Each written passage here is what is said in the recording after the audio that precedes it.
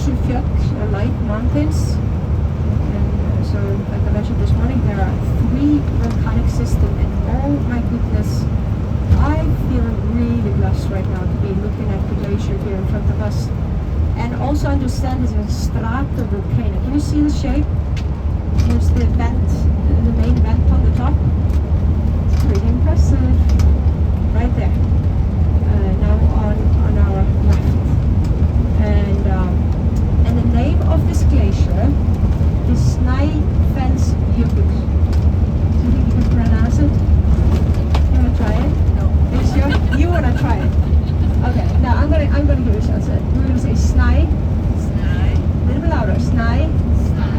Snæfellsjökull. Don't be shy. Jökull. It's almost like every time we say glacier, we have oftentimes only 2 L's together. It has this weird sound in the back. It's like the English when they say vakku.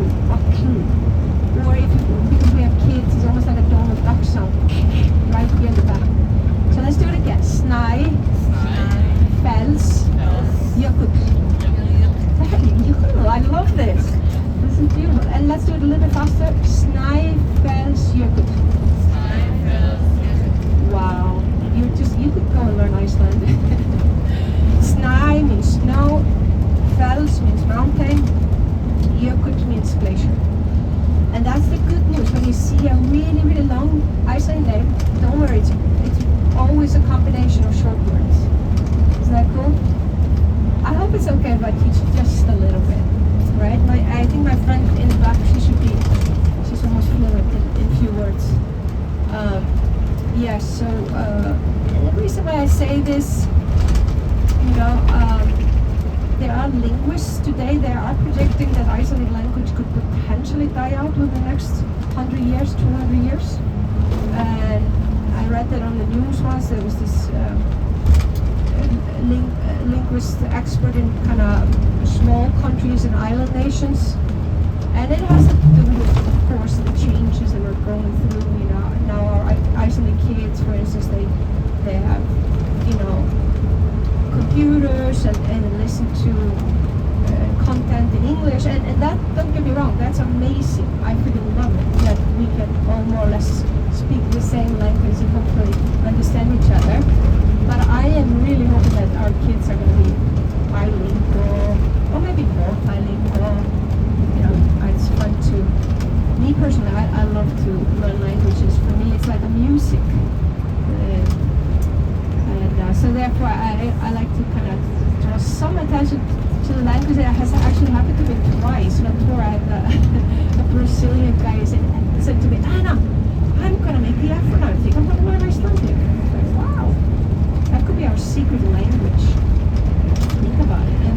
And then I had this Polish guy also who went to learn Icelandic. And then I had this British grandmother on my tour, and she told me that her daughter and her granddaughter had visited Iceland the year prior. And apparently the 7-year-old daughter announced probably to the chaperone or to the shop and the parents like, I am going to learn Icelandic. I'm like, oh my god, would be better to learn maybe Spanish or Mandarin or something. But apparently they went to buy her grammar book. And so when I spoke with the grandmother, so a year later, she was making some progress in Icelandic. That was very sweet. And let me tell you about another fan of the Icelandic language, another linguist who's no longer with us, but also a writer. Do you guys have you seen Lord of the Rings? Anyone here? No? Seriously, you haven't seen Lord of the Rings? Have you read anyone here in the back? Have you seen Lord of the Rings? Yes, in the back. Maybe read. Was that the first one? Yeah. Okay, so you have to check on the other ones. But the books, of course, originally written by Tolkien, and Tolkien was a linguist. And apparently he hired an Icelandic au pair to stay with him and his wife in England, and so he could learn Icelandic. I thought that was interesting. And Tolkien was greatly inspired by Icelandic storytelling. He knew the sagas, and in particular the poetic Eddas. And the poetic Eddas are extraordinary. You can, for instance, so in the poetic Eddas, they are written in the 13th century, but no one knows how old they are, the poetic Eddas. Because everything was kind of kept orally. Even though the Vikings did have ruins, they could have written and carved it into a wood block or rock, but memorization was of the essence in ancient times. And so they are very mysterious. And Havamal is one of the books there. It's the language of the words of the High One, which is believed to be olden. It's not a religious text, but it's considered to be a text of wisdom or virtues. Like if you live this kind of life, you can be virtuous. If you go this path, it's almost like Aristotle, virtue lessons. And then there's Völuspá, fantastic documentation on. It's believed to be written by this mystical seeress. We have a stories of seeresses or seers. They are those who can see beyond the veil of the third dimensional world. And this ancient Völuspá is about what the seeress says, how we created the world, how we lived in Middle Garden or Middle Earth. That's what in Nordic mythology they believed humans lived in Middle Garden or Middle Earth. And so they believed the dimensions, the home of the gods were Asgard, the home of the giants or the sort of the darker forces, the bad forces were Jotunheim, the home of the giants. There's Valhalla, which is home of the heroes, those who died in battle. And then, those are some of the main worlds. And so apparently Tolkien was really a big fan of these books. And by the way, he took some Icelandic names for his characters.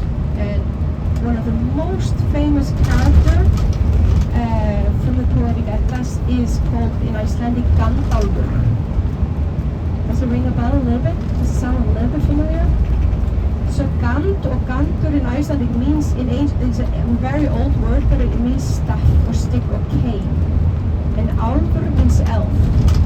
So Gandalf. Yeah, that's an Icelandic name. Yeah, there are a few words that people have borrowed from Iceland. Geysir is one of them. Maybe you pronounce it Geysir or Geyser, but we pronounce it Geysir. Like happy and Geysir. That's how we pronounce it. And that is we use it like as a verb. Geysir to geisa means to move fast or eject or rush. Also worth mentioning that, of course, Peter Jackson later did the films, the trilogy, based on the books, and you see their elf king and elf queen and their army, and and you really want to be on the side have the elves be your allies. You don't want them as your enemies. And so, yeah, definitely if you haven't seen Lord of the Rings, or read the books, it's really a beautiful, beautiful, interesting world.